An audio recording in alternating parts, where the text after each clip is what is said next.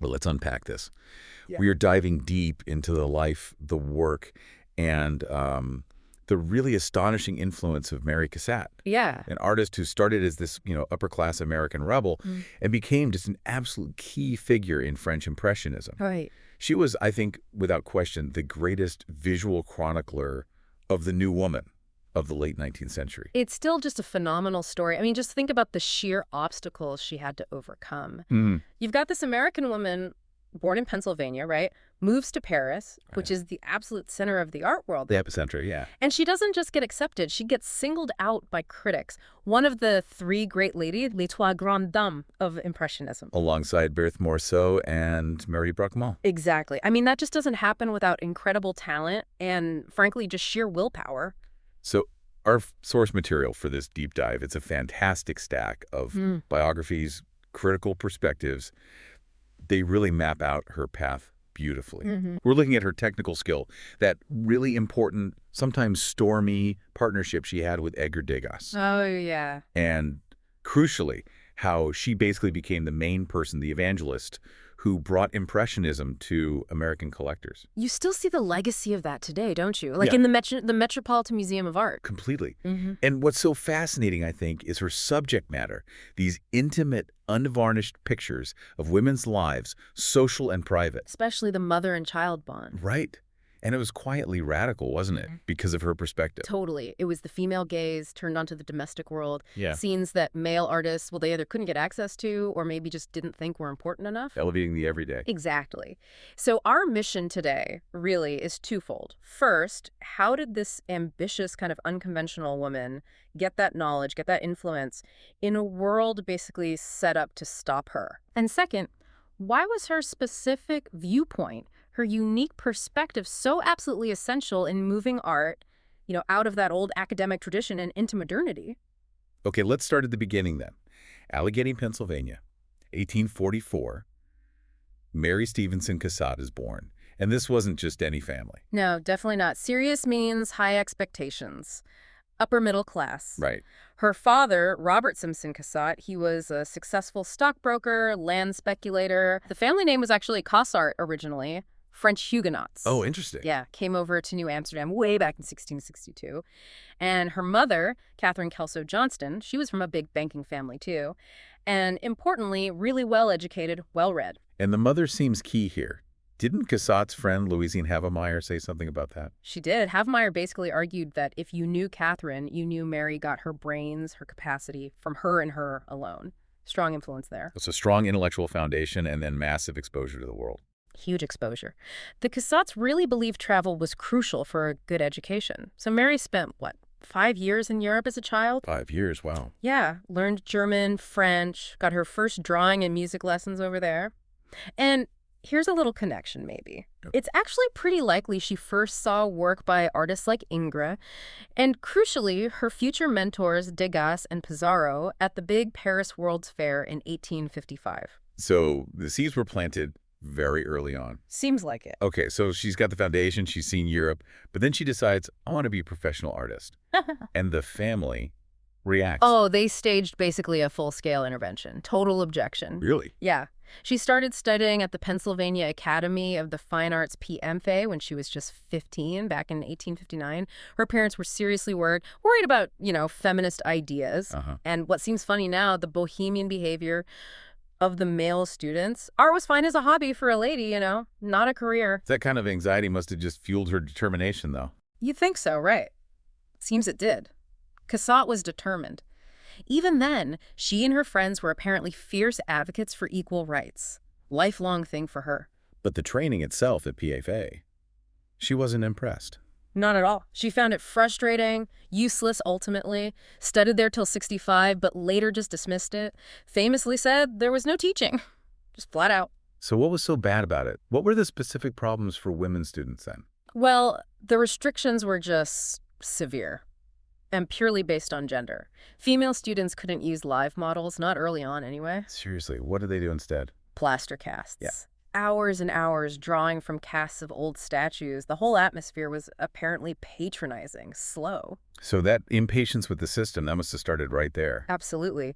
Seeing firsthand how the institution held her back just because she was a woman, That directly feeds into her later embrace of Impressionism, her rejection of the whole academic structure. She learned early on that institutional approval wasn't the goal. It was maybe even flawed. Which makes her decision to go to Paris almost inevitable, doesn't it? It really does. The dissatisfaction just built up. So, 1866, she finally overcomes her father's objections, moves to Paris, The art capital.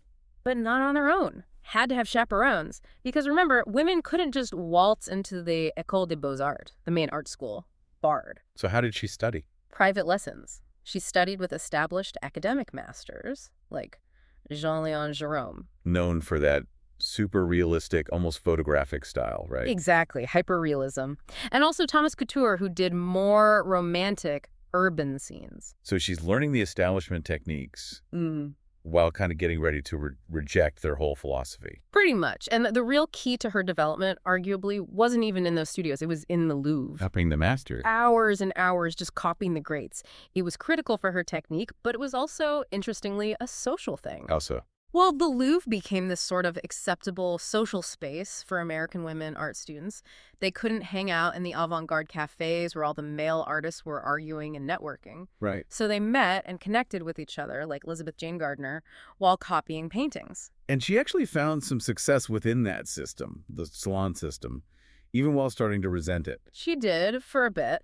1868, her painting, A Mandolin Player done in that acceptable romantic style, gets accepted by the Paris Salon jury. Which is a big deal. Huge deal. Made her one of the first 2 American women to exhibit there that year. She kept submitting for about 10 years, trying to walk that line between her ambition and the establishment's rules. But getting more frustrated. Definitely. The whole French art scene was shifting dramatically. She called it chaos as artists started rejecting the old academic traditions. Her frustration was building. And then came this major interruption. The Franco-Prussian War sends her back to the U.S. in 1870. And this sounds like a real low point for her. Altoona, Pennsylvania. Oh, it was a crisis point, a humiliating step back. Her family paid for her basic needs, food and shelter, sure, but her father, point blank, refused to pay for art supplies. No way. Yeah. No studio costs, no paints. She tried desperately to sell her work in New York, couldn't do it, and then disaster strikes. The Great Chicago Fire of 1871. Wiped out a bunch of her early work that was stored there. She was apparently so devastated she seriously thought about just giving up art entirely. Wow. Yeah, find some other way to make a living, be independent. She wrote this despairing letter saying she'd given up my studio and torn up my father's portrait and have not touched a brush for 6 weeks nor ever will again until I see some prospect of getting back to Europe. That's bleak. But thankfully that prospect did arrive. And it gave her back her independence, financially speaking. It did, yeah. A commission came through from the Bishop of Pittsburgh, Michael Dominic. A bishop. Yep. Hired her to go to Parma, Italy, and copy paintings by Correggio. It wasn't a fortune, but it was enough. Enough money and enough excitement about returning to Europe to just reignite everything. And that's when she wrote that amazing line. Oh, yeah. Oh, how wild I am to get to work. My fingers fairly itch and my eyes water to see a fine picture again. You feel that hunger, right? Totally. That raw need. And that propelled her back. Yeah. Back to Europe in 1871, ready to really make her mark. Okay, so Cassatt returns to Europe. Act 2 begins. And she's still having some success with the salon, but she's deeply cynical about it now. Completely cynical. And her critique was really rooted in her experience as a woman in that system. She was brutally honest about the politics. What did she say? She pointed out that, works by women artists were often just dismissed unless the artist had a friend or protector on the jury. Nepotism, basically. Pretty much. And she refused to play those games, wouldn't flirt, wouldn't try to curry favor to get ahead. That kind of integrity, well, it meant rejection was almost guaranteed eventually. Again, 1877. Yep. Both her submissions to the salon that year, rejected. Left her at this really critical low point. Perfect timing, in retrospect, because right then she gets the invitation. The invitation? Edgar Degas asks her to exhibit with the Impressionists. Fate, almost. It really feels like it. Cassatt already knew Degas' work, his pastels especially. She'd seen them in 1875 and said, "It changed my life. I saw art then as I wanted to see it." Wow. So she accepted immediately, jumped right in, joined their despairing fight, as she put it. So the salon's rejection basically pushed her right into the arms of the avant-garde. What did it really mean, though, to join the Impressionists, the independence, the intransigence back then. It meant turning your back on the salon, on that central authority. They didn't have like a formal manifesto, but they shared core ideas. Like painting outdoors. Right, plein air painting. And trying to capture that fleeting impression of a moment using vibrant color, often in these separate visible brushstrokes. And Cassatt was the only American officially in the group. The only one. And she went all in, exhibited in half of their later shows, immediately started carrying a sketchbook everywhere, just like them, capturing scenes on the fly, outdoors, at the theater.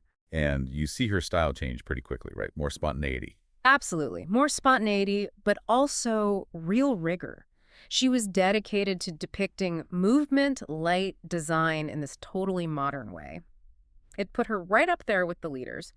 There was this critic, Diego Martelli. In 1879, he actually compared her directly to Degas, said they both had that modern sense of design and movement. She wasn't just tagging along. And that 1879 Impressionist show, that was a big one for them, financially too. And she and Degas kind of rose above the criticism. Yeah, it was their most successful show yet, money-wise. And yeah, even the really harsh traditional critics had to admit Degas and Cassatt stood out. There's this great review from the Revue des Deux Mondes. What did it say? It basically said, amidst all the infantile daubing, that's how they saw a lot of Impressionism. Degas and Cassatt were the only artists who distinguished themselves. So she wasn't just participating, she was seen as a leader. Exactly, she'd arrived. And then she immediately reinvests in the movement, puts her money where her mouth is. Totally. Uses her share of the profits from that show to buy work by Degas and Monet. Smart move. Very. It showed she wasn't just an artist in the group, she was invested, a believer, a patron herself, really. Now, during all this, her family situation changes too.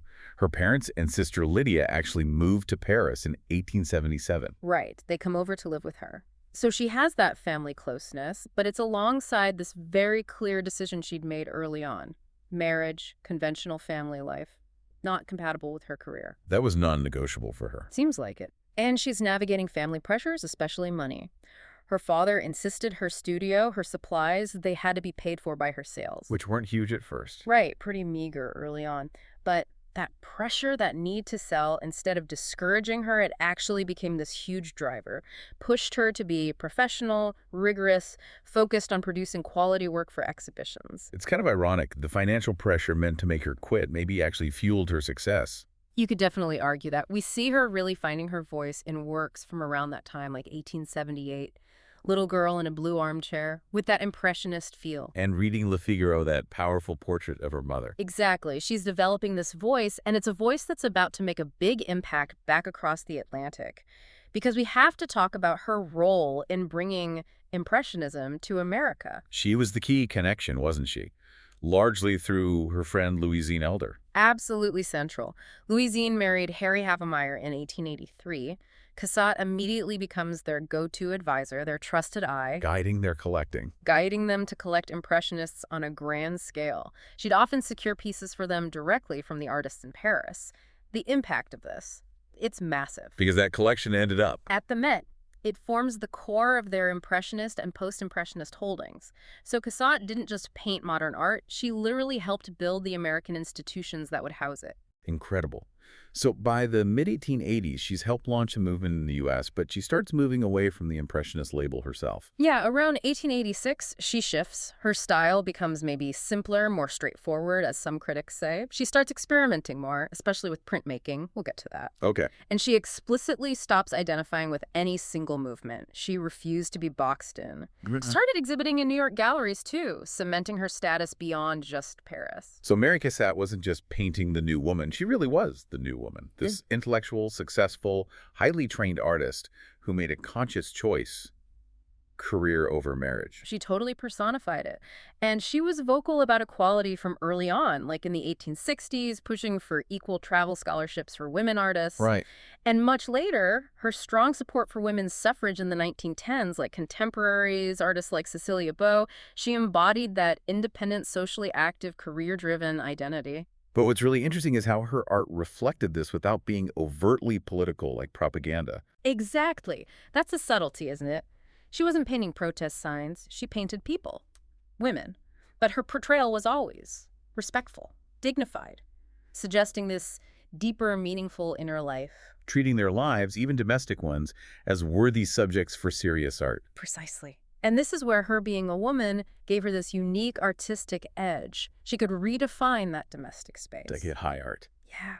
Male Impressionists were painting the boulevards, the cafes, the races, the public world. Cassatt had access to the private world. Where men couldn't easily go. Right. The daily routines, women's friendships, quiet moments at home. She could paint these scenes with an intimacy that a male artist likely couldn't achieve without seeming like an intruder or a voyeur. But she did tackle that idea of voyeurism in public spaces, didn't she?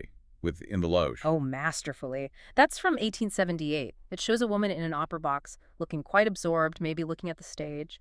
But then you see it. The man across the way? Exactly. A man in another box staring right at her through his opera glasses. Cassatt is exposing that dynamic.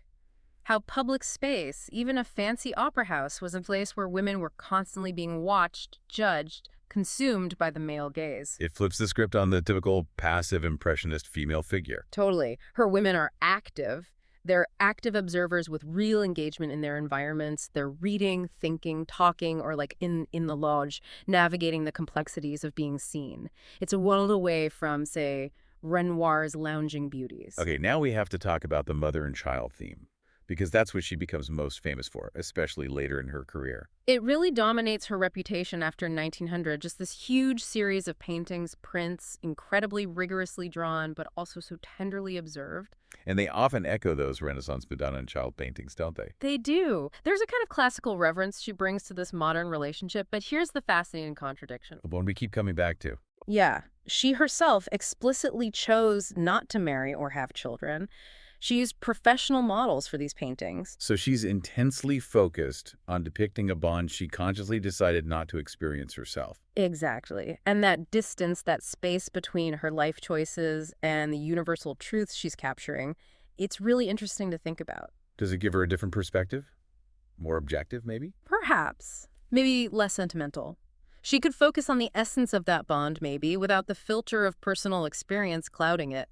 It's debatable, but it's a key tension in her work. And her commitment to her principles, her feminist ideals, it led to a pretty major public clash later on, involving her family. Right, the suffrage exhibition in 1915. Her good friend, Louisine Havemeyer, who was a very committed feminist. The collector. Right. She organized this exhibition to support the cause of women's suffrage. Cassatt contributes 18 pieces, a clear, public, political stance. Which did not go down well with everyone in the family. Not at all.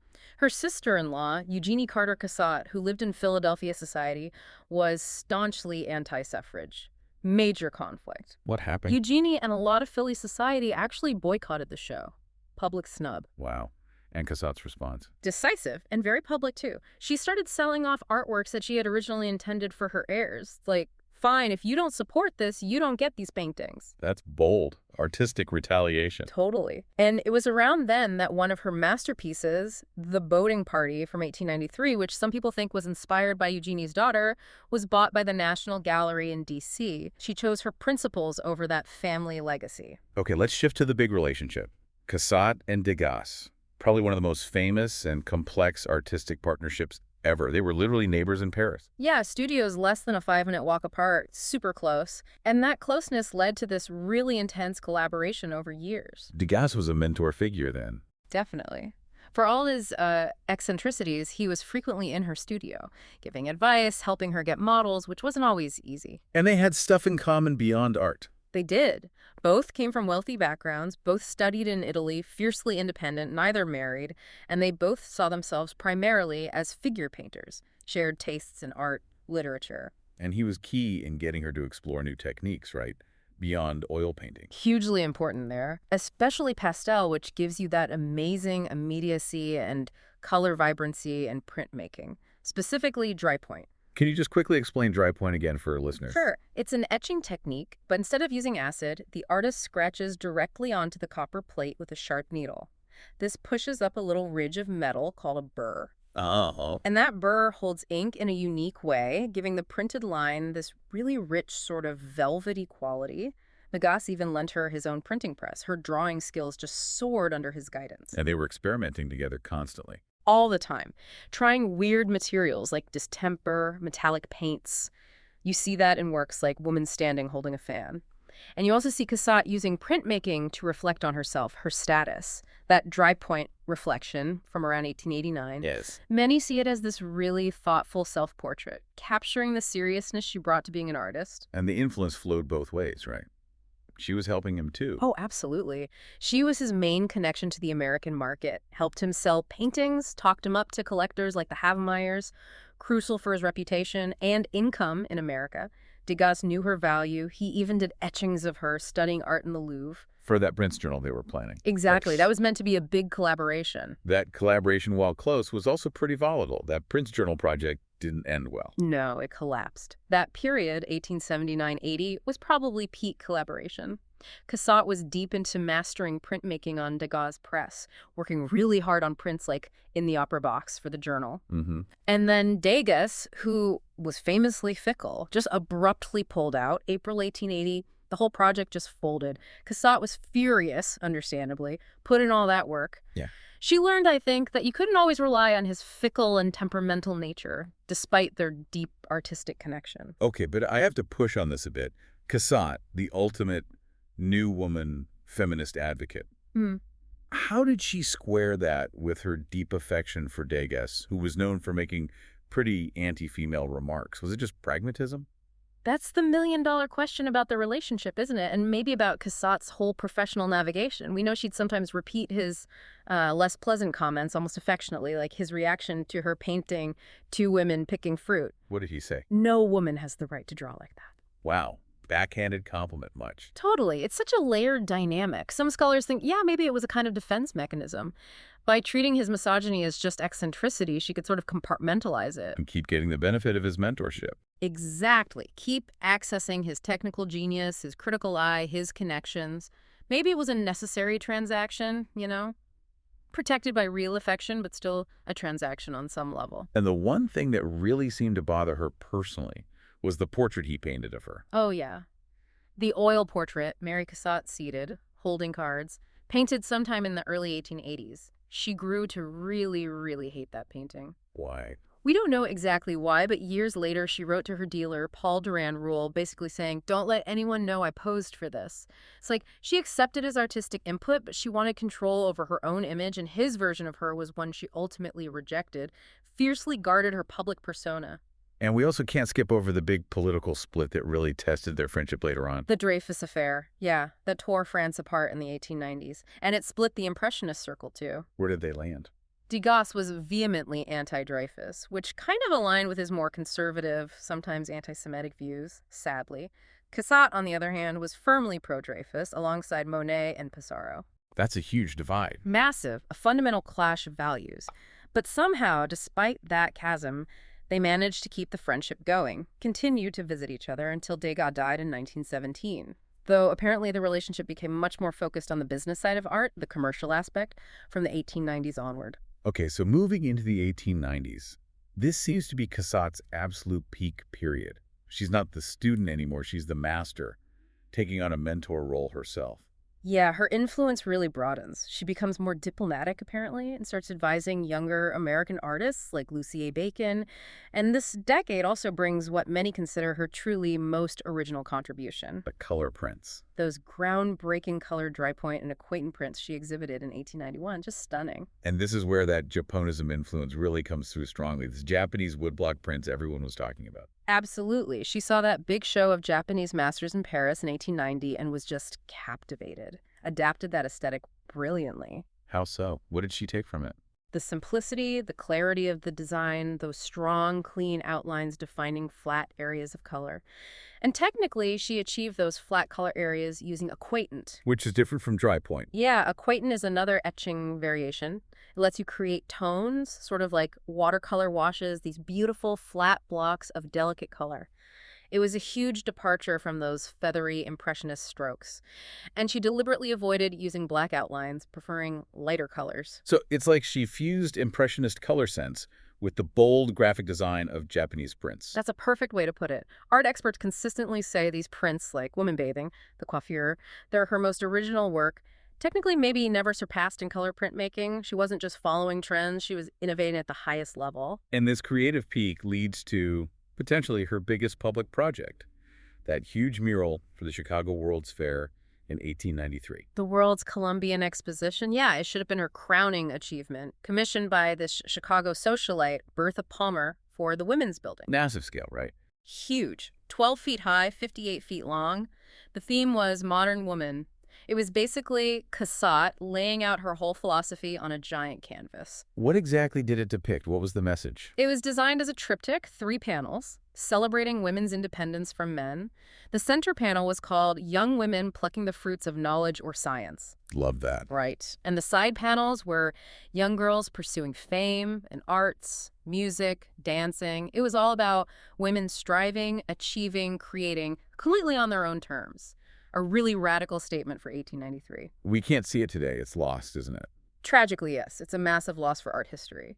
After the fair closed, Bertha Palmer took possession of it. But after Palmer died in 1918, the mural just disappeared. No one knows where. No idea. Probably destroyed, maybe just lost in storage somewhere. But even just knowing about it tells you so much about her commitment to female independence. So as the 1900s begin, her role shifts again, more towards influencing institutions. Yeah, she becomes this quiet powerhouse behind the scenes, still advising major American collectors. And crucially, she kept insisting that they eventually donate their purchases to American museums. Securing the legacy. Exactly. Ensuring Impressionism had a permanent public home in the U.S. Her contribution was as much about curation and legacy building as it was about her own painting by then. Did she get recognition in her lifetime? Awards and things? She did, though maybe slower in the U.S. than in France. France gave her the Légion d'honneur in 1904, which is a huge deal. Yeah. Apparently, recognition in the U.S. was a bit slower. She was often overshadowed by her very famous brother, Alexander Cassatt, the railroad president, until he died in 1906. And then, around 1910, things start to decline, physically and maybe creatively. Seems so. There was a trip to Egypt in 1910. The ancient art there just overwhelmed her, made her feel inadequate, almost. What? Yeah, she said she felt crushed by the strength of this art and despaired, asking, "How are my feeble hands to ever paint the effect on me?" After that, her work is often described as becoming less innovative, ironically, maybe more sentimental, which she'd always avoided. And then her health starts to fail. Yeah, pretty soon after that.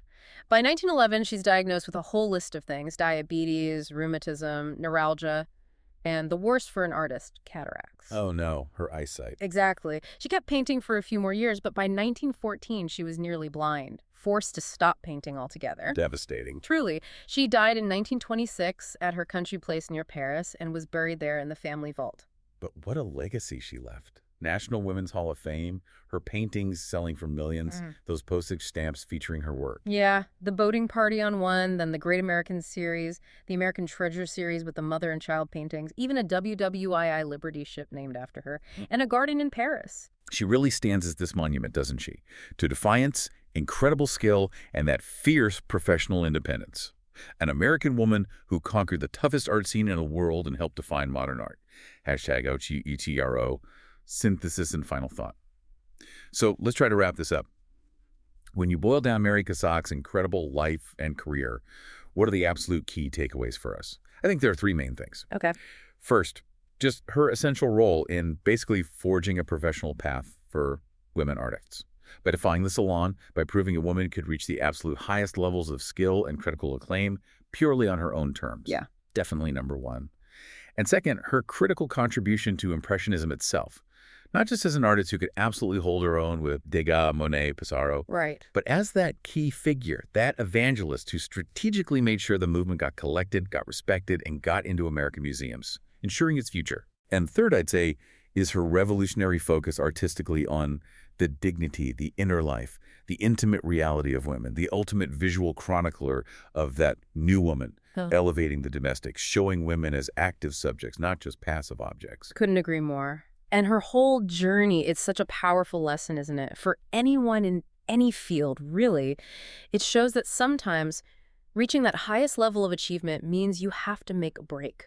Yeah. A complete separation from conventional expectations, whether that's family pressure, the academic establishment, maybe even the difficult aspects of a brilliant mentor like Degas. Challenging authority was key. So connecting this back to you, our listener, in that final thought. Yeah. Cassatt famously decided marriage and motherhood wouldn't work with her career. It was an explicit choice. Right. Yet her most famous, most resonant, most tender works are those very paintings and prints of the mother and child bond. Subjects she depicted with this incredible rigor and universal truth, but never lived herself. Yeah. Which leads to that final question to chew on.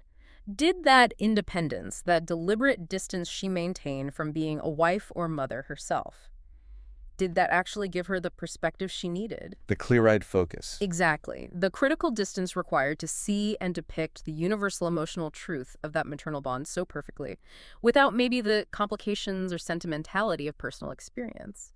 Did rejecting the role in a way enable her to render it so masterfully? Something to think about next time you're lucky enough to stand in front of a Cassatt.